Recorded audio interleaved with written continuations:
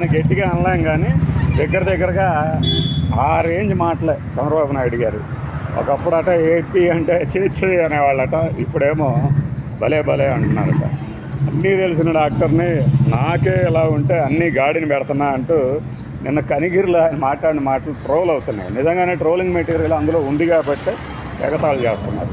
20 లక్షల ఉద్యోగాలు కల్పిస్తామని హామీ ఇచ్చాము, ఆ మేరకు ప్లాట్ఫామ్ వేస్తున్నాము అంటారు. ఇంకొంతమంది ఏమో లేదు మేము ఇచ్చేసామంటారు.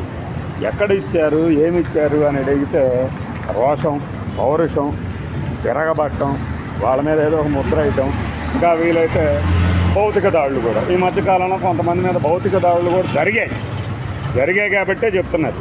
లేకపోతే మనకు ప్రత్యేకించి మాట్లాడాల్సిన అవసరం ఏముంది దీని గురించి? చంద్రబాబు నాయుడు గారు పాపం చాలా కష్టపడుతున్నారట. అప్పట్లో ప్రజావేదికతో పోల్చడంతో ప్రారంభమైనటువంటి విధ్వంసం రాష్ట్రం అంతా విస్తరించింది.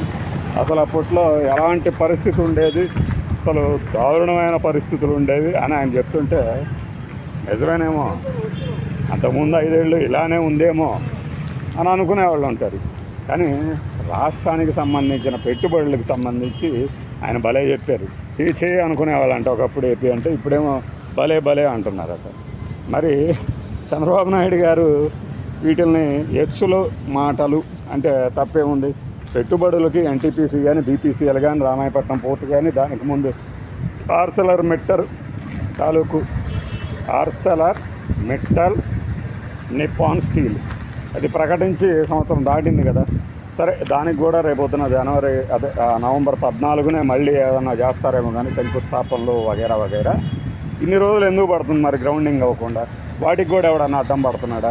అసలు ఒడిస్సాలో పెడతానన్న ఏఎం నిప్పాన్ స్టీల్ ప్లాంట్ ఇక్కడికి నిజంగానే వస్తుందా? వాళ్ళు 2 చోట్ల పెడుతున్నారా? సంవత్సరం క్రితం మనం ఇదే ప్రశ్న వేసాం, ఇప్పుడు వేస్తున్నాం.